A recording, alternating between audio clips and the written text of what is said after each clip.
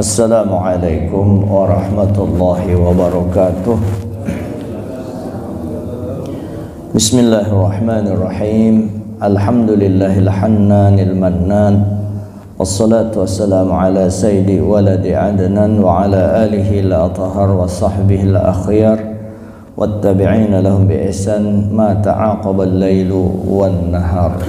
Amma ba'du. فأقول في قوله تعالى سبحانك لا علم لنا إلا ما علمتنا إنك أنت العليم الحكيم ولا حول ولا قوة إلا بالله العلي العظيم رب اشرح لي صدري ويسر لي أمري واحلل عقدة من لساني يفقهوا قولي. Hadirin jamaah salat fardu maghrib dan jamaah majelis ta'lim Masjid Al yang dimuliakan Allah. Pertama-tama marilah kita mengucapkan hamdalah alhamdulillahirabbil alamin. Di antara nikmat yang kita syukuri itu adalah yang di depan mata, baru selesai kita menjalankan kewajiban kita, alhamdulillah kita sudah selesai melaksanakan sholat fardu maghrib, ditambah lagi berjamaah lagi. Jadi kita bersyukur itu kalau diduitkan itu sholat maghrib berjamaah kalau dijadikan duit 5 triliun masih kurang. Jadi di mana ambil karena di akhirat kita simpanan berharga kita. Yakin bahwa sholat adalah perintah yang diterima di langit, perintah puasa diterima di bumi. Jibril yang membawakan berita dari Allah di Al-Quran. Tapi untuk sholat Nabi menerimanya di langit ya, dan diabadikan di Quran. Kemudian nikmat yang lain tidak terhitung. Wa in ta'uddu ni'matallahi la tuhsuha. Andai kata kalian mau menghitung-hitung seberapa banyak sudah nikmat Allah, maka kita tidak bisa menghitungnya. Sampai umur habis kita kerahkan tidak bisa. Karena arti menghitung nikmat bersyukur. Kita bisa bersyukur itu juga nikmat Allah, perlu syukur baru lagi. Maka kita bersyukur, selalu mengucap alhamdulillah, salah satu ibadah besar juga, dan itu melatih kita untuk jangan terlalu meratapi kesulitan nasib. Jangan, disuruh selalu kita berbahagia. Berbahagia jadi orang beriman. Bumi emas, semuanya bumi emas. Satu bumi ini emas, sak tanahnya gunung seluruh di permukaan bumi ini emas semua. Lebih berharga iman kita yang diberi Allah Subhanahu wa taala. Sugih kalau kita. Jadi tinggal kita menggunakan memelihara iman tadi untuk supaya kita lebih dekat kepada Allah, tanda syukur kita. Kemudian salawat dan salam kita sampaikan kepada junjungan kita Nabi besar Muhammad sallallahu alaihi wasallam beserta keluarga, sahabat dan pengikut beliau ila akhiriz zaman. Kemudian kita berniat i'tikaf, sengaja aku niat i'tikaf karena Allah taala. Qala al-muallif rahimahullah ta'ala wa nafa'ana bihi wa bi'ulumi fid dharain amin. Ittiba'us sunnati sirru a'malis salaf. Mengikuti sunnah itu adalah rahasia amal ibadah salafus soleh, orang-orang yang soleh dahulu itu. Wa qala sayyiduna al-imam Ahmad bin Hasan al-Attas radhiyallahu an berkata, Al-Imam Ahmad bin Hasan al-Attas radhiyallahu an, bil mutaba'ati lis salafi an qaribin yartaqi syakhsu ila maqamil kummali minar rijal. Mengikuti kesolehannya para salafun as-soleh yang bahari itu, yang kurun 200 tahun sesudah Nabi itu, masa salafus soleh masih masuk lingkup zaman keemasan ketika itu. Orang-orang soleh bahari ibadahnya, ilmunya betul-betul tidak tertandingi. Lalu kita mutabaah dengan mereka, kita mutabaah mengikuti ibadah mereka, mengikuti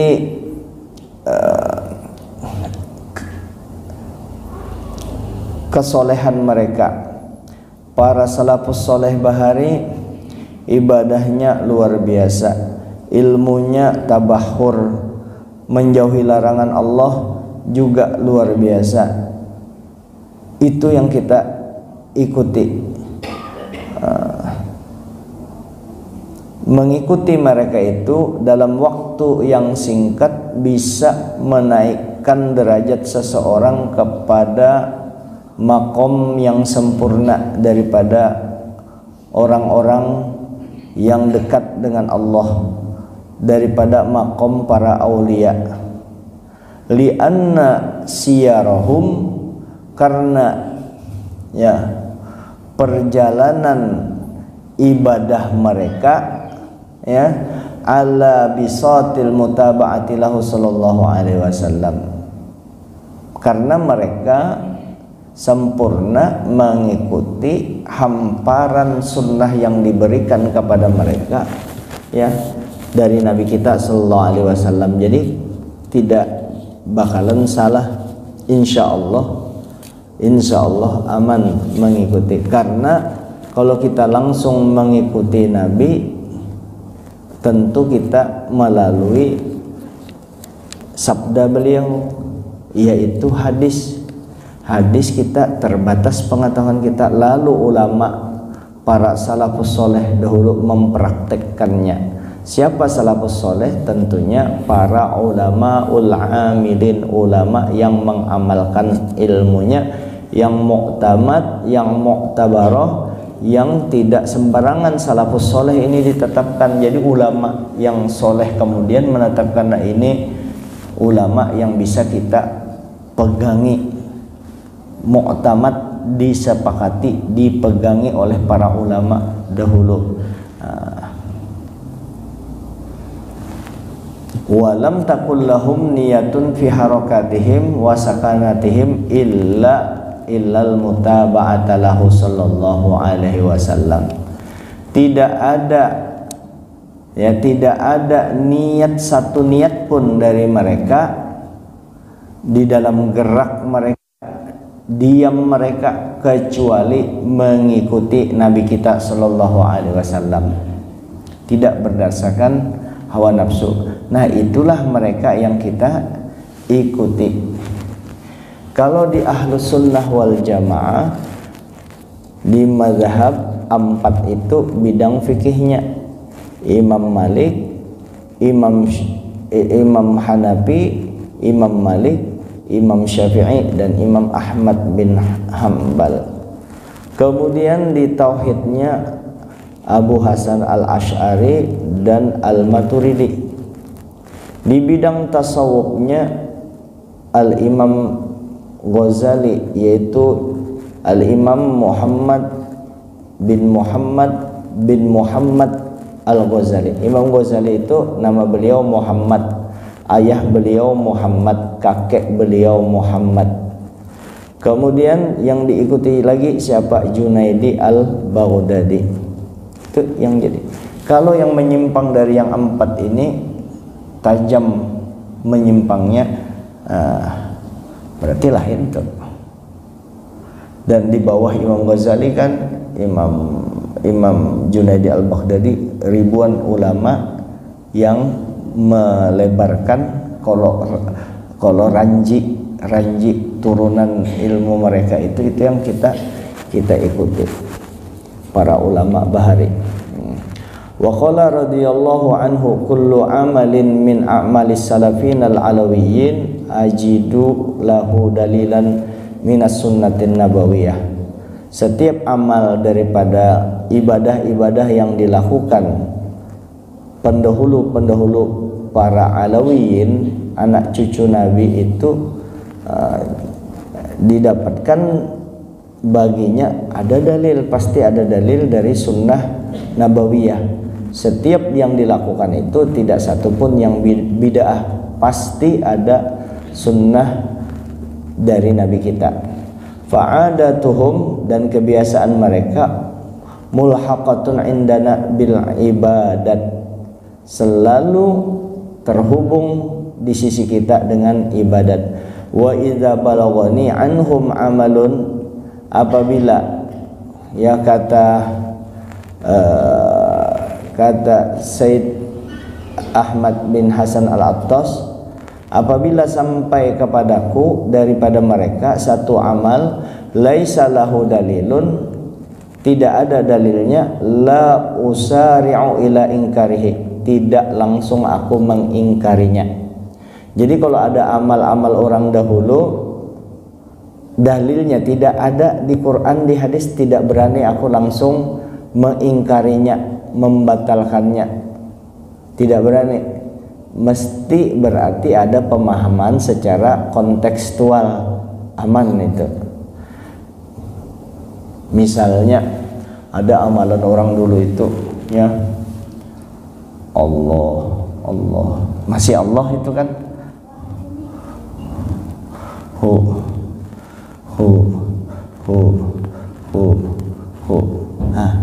langsung begitu. Ini kan keluar daripada mulut ulama besar kita, para aulia. Jangan langsung kita ingkari, itu salah, kada ada dalilnya. Nah, jadi bukan hanya ketinggian sekolah kita, ada yang belum barangkali kita sampai di situ ya. Kan orang makdate, kalau orang Bugis itu kan ada yang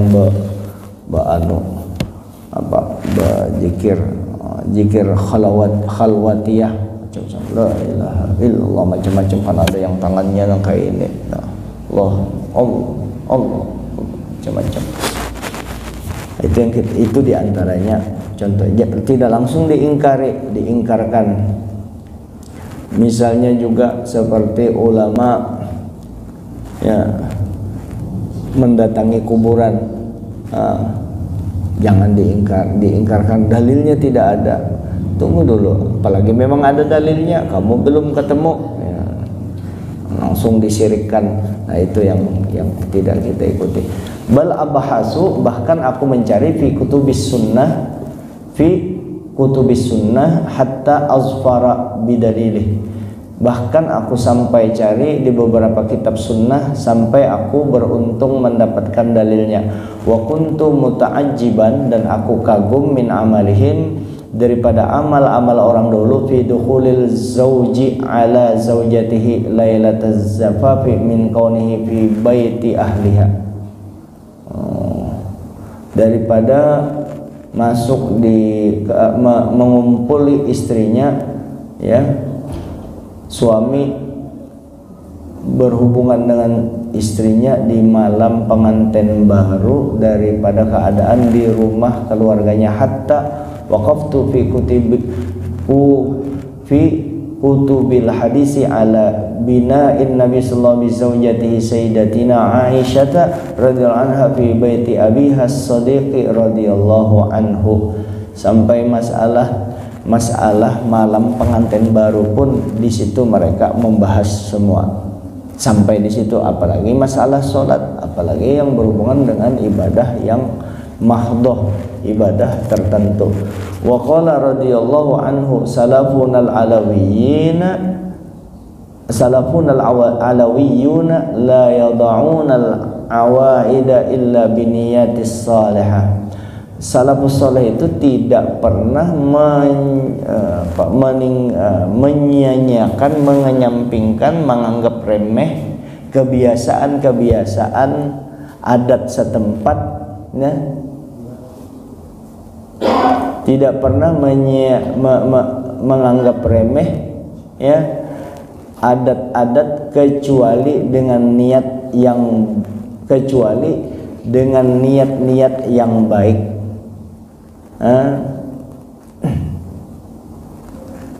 Fasaratil awaidu bi barakatin niyati ibadat. Jadilah pekerjaan-pekerjaan adat biasa dengan niat yang baik, maka jadi dianggap ibadah.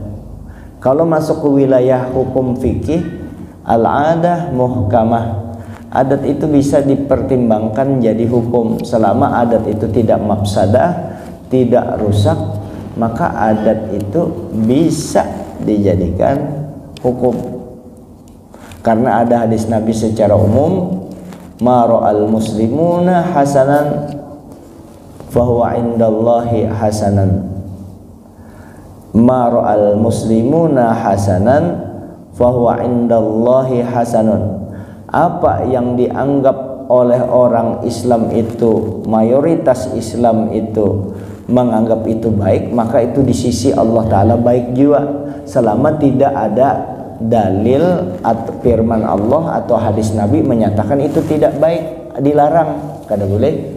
Nah, ada adat misalnya, adat kebiasaan misalnya baik, tapi belum tentu baik menurut adat agama kita. Misalnya orang olahraga, baik kan tuh menjaga kesehatan, ya, kesehatan. Nah, tidak semua olahraga itu baik kalau pakaiannya tidak menutupi tubuh dan tidak press body. Nah, kebiasaan tadi, kebiasaan bisa ditarik sebagai adat, sebab banyak yang di waktu kita ini, di zaman Nabi tidak ada masjid yang kita bangun, tidak ada di zaman Nabi. Jadi bid'ahnya bid'ah hasanah, karena ini berhubungan dengan masalah ibadah. Di zaman Nabi ya mana ada AC, lampunya harus lampu tembok, sebab kalau menuruti Nabi, dan tidak ada mic, kada boleh. Ini kan hubungannya dengan ibadah, kada boleh digunakan mic. Kalau kita berisi keras bahwa mesti sama persis di zaman Nabi, pasti tidak bisa. Kalau kau mau persis di zaman Nabi, kau jangan dakwah melalui YouTube, karena Nabi tidak pernah berdakwah di YouTube, itu ibadah juga. Kalau kau mau persis sama di zaman Nabi, jangan kau sholat pakai mic sebab Nabi, sebab ini bid'ah, menyertakan bid'ah. Kalau kau menganggap bahwa semua yang tidak ada di zaman Nabi itu adalah bid'ah, maka kau kalau naik haji sampai di Jeddah kada boleh naik bis, harus naik onta. Bayangkan naik onta ke Mekah 70 kilo kalau kada teselahu ikam. Nah, jadi ada yang kada dilarang karena jadi baik, bis baik ya pakai. Jadi makanya Islam karena agama terakhir, dia bersifat elastis tapi tidak merekonstruksi, merusak syariat yang ada, yang sudah ditetapkan seperti sholat 5 waktu, itu sudah ijma ulama, tidak. Nah, masalah pekerjaan-pekerjaan yang tidak ada dalilnya yang qat'i, maka disitulah ada perbedaan. Maka perbedaan dalam agama kita ini ada istilahnya dua perbedaan. Ada namanya ikhtilaf, perbedaan, ya, perbedaan pendapat di dalam agama kita ada dua. Ada namanya ikhtilaful qulub, berbeda hati. Nah, berbeda dalam penilaian sesuatu berdasarkan hatiku kada nyaman ya. Jadi yang diukur perasaan hatinya. Maka perbedaan ini di dalam agama kita tidak ditoleransi, artinya kada boleh. Kalau berbeda, Allah Ta'ala sendiri, ya, Allah Ta'ala sendiri menyatakan apa di Quran itu, walau sya'allahu la ja'alakum ummatan wahidah. Andai kata Allah Ta'ala menginginkan kalian tidak berbeda, dijadikan jadi satu warna berataan, ahlu sunnah semuanya jadi umat yang satu, tidak ada dinamika, tidak ada perkembangan. Kalau itu perbedaannya itu bagus. Pirang semuaan warna kulit orang, atau putih semuanya, mana rame? Atau habang semuaan warna putih, mana rame? Atau di dunia ini Islam aja, yang lain agama kada baik juga. Allah Ta'ala kada mau. Uji Allah Ta'ala, aku hendak kayak itu supaya diuji dengan itu. Di antara kalian itu diuji siapa yang bagus amalnya, liyabluwakum ayyukum ahsanu amala, supaya amal kita diuji. Jadi keberagaman itu menjadi rahmat bagi kita. Ikhtilafu ummati rahmatun. Ikhtilaf, perbedaan di antara umatku itu adalah rahmat, bukan benturan, bukan dijadikan alasan untuk berkelahi. Nah, jadi alasan berkelahi kalau perbedaan itu berdasarkan hawa nafsunya, berdasarkan hatinya, itu tidak ditoleransi. Kemudian ada lagi, jadi ikhtilaful qulub. Ada yang kedua, ikhtilaful uqul wal afkar, perbedaan pemikiran dan pemahaman. Perbedaan pemikiran dan pemahaman, maka ini ditoleransi oleh agama kita selama perbedaan itu di bidang furu', di bidang cabang, di bidang yang tidak prinsip, maka boleh berbeda di situ, tapi tidak disuruh berbeda. Andai kata ada perbedaan, kita sikapi dengan arif dan bijaksana. Berbeda boleh di situ. Misalnya Imam Malik bekunut, Imam Syafi'i tidak. Nah, ini rahmat pilihan, bukan berkelahi. Dan dalam sejarah Imam Malik tidak pernah bertentangan dengan Imam Syafi'i, saling mencaci, saling menghujat, tidak ada. Karena perbedaan tadi memang harus ada, memang ada, tetapi kita memang kalau bisa perbedaan itu dihindari, biar bagaimanapun berbeda itu tidak enak. Tetapi kalau sudah ada perbedaan masuk koridor masing-masing, ada punya dasarnya, ada dalilnya, maka ini aku Imam Syafi'i kalau sembahyang Allahu Akbar, Fatihah membacanya Bismillahirrahmanirrahim, itu Imam Syafi'i. Imam Hanafi Allahu Akbar, doa kunut, doa iftitah baru baca Fatihah Bismillahirrahmanirrahim, Alhamdulillahi Rabbil Alamin. Imam Hanafi dibaca Bismillahirrahmanirrahimnya tapi pelan. Imam Malik Allahu Akbar, Imam Malik doa iftitah apa segala baru baca Fatihah Alhamdulillahi Rabbil Alamin, mulai Alhamdulillah. Kalau menurut madhab Syafi'i kada sah, tapi Imam Syafi'i tidak pernah menyatakan bahwa Alhamdulillah, tidak membaca Bismillahirrahmanirrahim itu tidak sah. Imam Malik tidak. Ini menurut beliau yang menemukan dalilnya, ini hadisnya. Imam Malik ini hadisnya yang dimulai dengan Alhamdulillah, berarti ada perbedaan di situ. Nah, ini perbedaan di bidang yang tidak prinsip. Adapun perbedaan, ya, perbedaan walaupun dia berbeda secara pemikiran dan pemahaman, tapi di bidang yang prinsip, di bidang aqaid, di bidang tauhid, di bidang usul, masalah-masalah yang prinsip, kada boleh berbeda. Kalau berbeda berarti ada salah, sehingga ketika ada perbedaan itu maka timbullah kelompok sekte-sekte yang sesat, ya, Rafidiyah yang disebut juga Syiah, Mujassimah, Qadariyah, Jabariyah. Nah di situ.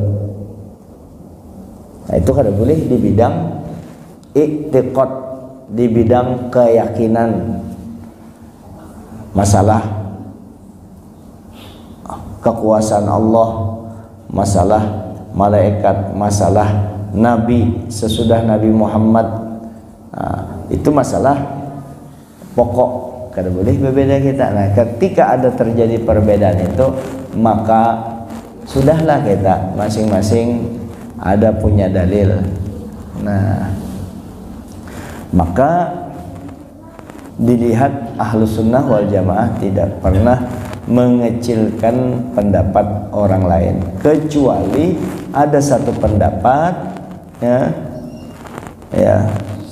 yang menghinakan pendapat para ulama terdahulu. Nah, itu paksa diklarifikasi. Adapun mentakfirkan orang, mengapirkan orang, membid'ahkan orang, itu bukan ajaran daripada agama kita. Bahkan Nabi ada bersabda, kau tinggalkan debat, sekalipun kau benar, maka kau akan dibangunkan sebuah rumah istana di dalam surga. Bujur sudah, apalagi seorang kada bujur. Itu salafus soleh. Wa ma ra'aitu amalan min amalihim wala min adatihim illa walau aslun wa mustanadun fis sunnah. Tidak pernah aku melihat orang memperhatikan amalan daripada amal-amal orang yang mengikut salafus soleh itu. Tidak juga aku lihat kebiasaan mereka itu, kecuali mereka punya asal pengambilannya dan punya sanad di dalam sunnahnya sampai ke Nabi. Sanadnya artinya bukan kira-kira ibadahnya. Walladzi lam yattali' 'ala sunnati yudhiqu khuluquhu wa ilmuhu wa ma'lumuhu. Adapun orang yang tidak terbuka sunnah, maka sempitlah akhlaknya dan ilmunya dan pengetahuannya. Jadi kalau orang sempit pengetahuannya, maka begitu melihat orang langsung menjustifikasi. Ya. Adapun kelompok-kelompok yang kita sebutkan di bidang akidah tadi, memang sudah panjang perjalanan dan sepakat ulama untuk menyatakan itu ajaran sesat. Wa qala radhiyallahu anhu as-salafu yuqayyiduna al-amala fil madzahibi bi amalihi sallallahu alaihi wasallam. Para salafus soleh, orang-orang bahari yang soleh, yang alim-alim bahari, ya, mengaitkan amal mereka, tidak langsung mereka mengamalkan, selalu mereka mengaitkan di dalam mazhab-mazhab dengan amal-amalnya Nabi kita sallallahu alaihi wasallam. Ada mazhab, ikut mazhab Maliki, Hanafi, Syafi'i, atau mazhab Imam Ahmad bin Hambal. Apakah kita ikut Imam 4, tidak ikut Nabi? Ikut Nabi itu. Kita tidak bisa langsung memaham karena kita keterbatasan pengetahuan kita untuk menggali langsung amalan-amalan yang ada, yang mantuk hadisnya, yang bunyi hadisnya itu begini. Kalau bisa kita membacanya tidak bisa, menerjemahkannya tidak bisa, memahaminya tidak bisa, lalu kita memakai para ulama yang dahulu itu yang memang paham sekali tentang Al-Quran dan Al-Hadis. Sesuai Allah Ta'ala menyatakan, fas'alu ahla dzikri in kuntum la ta'lamun. Ikutlah kepada ahli zikir. Siapa ahli zikri yang dimaksud di sini adalah para ulama yang paham akan isi Al-Quran. Mereka lah yang mengarahkan kita. Kita kada bisa menyupir bis, ikut aja di belakang supir bis sama-sama sampai. Jadi wajib kita bermazhab itu. Dulu di zaman Pak Aswadi Syukur masih hidup, Profesor Dr. Aswadi Syukur, ada seorang mahasiswa sowan ke rumah beliau, datang ke rumah beliau, minta izin, minta restu mau ke Mesir, sekolah ke Mesir. Lalu Profesor Aswadi Syukur bertanya, kau mau ke sana, mazhab kamu apa? Kayak itu. Karena ia merasa pintar, sudah hendak ke luar negeri, ulun kada pakai mazhab, ujar mahasiswa tadi. Tidak pakai mazhab, artinya ibadah ulun langsung ke Al-Quran dan langsung ke ahadis, padahal mustahil. Karena kau baru jadi mahasiswa, paham aja belum. Oh ya kah, kata Kiai Aswadi Syukur, coba kamu berwudu yang tidak pakai mazhab, saya lihat. Berwudu yang ikam langsung mengambil ke Al-Quran, mengambil di Al-Quran dalil wudunya dengan ke hadis, kada mengambil pendapatnya Imam Syafi'i, Imam Malik, Imam Ahmad atau Imam Hanafi. Berwudulah mahasiswa tadi, berwudu layaknya kita biasa, yang kayak kita berwudu. Nah, ujar Aswadi Syukur, di mana ikam mengambil itu? Kalau ikam kada bermazhab, tidak pakai mazhab, di mana mengambil? Dia minyak. Terus wudu ikam tadi itu wudunya Imam Syafi'i, wudunya Imam Syafi'i, dia mengatakan itu. Jadi mana bisa kita lepas daripada mazhab? Mereka lah yang berjasa terhadap kita. Adapun pendapat Imam Syafi'i yang berkata, kau jangan ikuti aku, langsung aja kau ambil gali dari Al-Quran dan Al-Hadis. Itu pernyataan Imam Syafi'i, jangan kau ikuti aku, langsung aja ikam memahami dari Al-Quran dan Al-Hadis, jangan ikuti aku.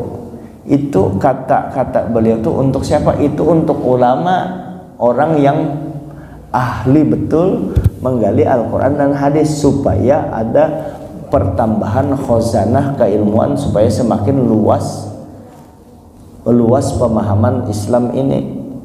Adapun kita bukan ditujukan untuk kita. Kalau kita yang memang tidak terlalu paham tentang Al-Quran, jangankan memahami Quran, membacanya aja kada bisa, apalagi menerjemahkan, apalagi menggali hukumnya, apalagi mengamalkannya lagi dengan syarat ikhlas lagi. Kadang-kadang mesti kita dapat bimbingan para ulama, maka kita jangan sampai melepas para ulama terdahulu. Fa idza kana fil mas'alati qaulani, maka apabila ada di dalam satu masalah dua pendapat, qabiluhuma wa amilu bimastaqarra alaihi fi'luhu sallallahu alaihi wasallam, diterima kedua-duanya amal itu. Al-Imam Muhammad bin Husain Al-Imam Ali Al-Habib Ali bin Husain bin Muhammad Al-Habasyi, beliau membaca Fatihah aja dua macam itu. Di rakaat pertama sidin baca Maliki Yaumiddin, itu panjang kalau maknya, Maliki Yaumiddin, itu sengaja dibaca sidin di rakaat pertama. Di rakaat kedua sidin baca pendek, Maliki Yaumiddin. Nah, itu qiraat yang datang dari Nabi, pakai sidin. Nah, di sini lain tempatnya.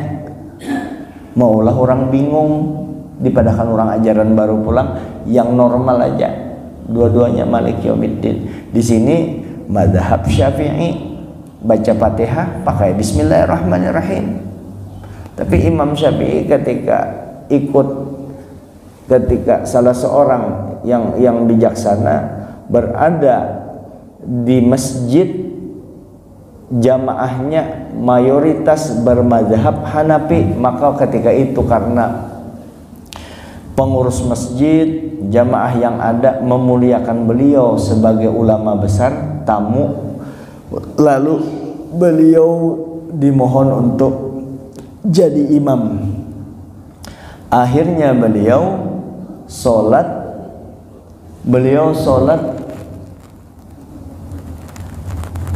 masih ada 6 sholat membaca Fatihahnya pelan, membaca bismillahnya. Bismillahirrahmanirrahim.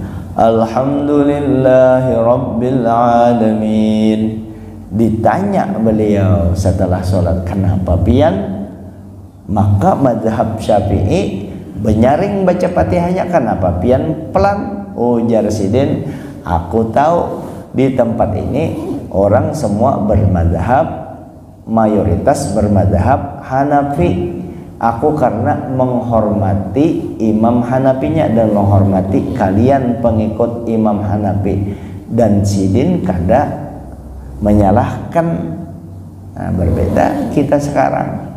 Ada spesial kelompok baru yang timbul di sekitar tahun 1700. Nah, itu yang pekerjaannya membidahkan, mengkafirkan, ke kuburan kafir. Peringatan Maulid tidak ada di zaman Nabi. Bid'ah. Pokoknya serba bid'ah tuh, Pak. Tapi bubuhannya membid'ahkan Maulid, tapi mau aja ceramah di peringatan Maulid. Dalilnya tidak ada. Oh, ada dalilnya. Semua mustahil ulama itu melakukan, para solihin. Mustahil kalau tidak mempunyai dasar hukum. Betahlil, betalkin, bahwa semua dikafirkan. Ada semua dasar hukumnya, dalilnya. Bewirid kada boleh.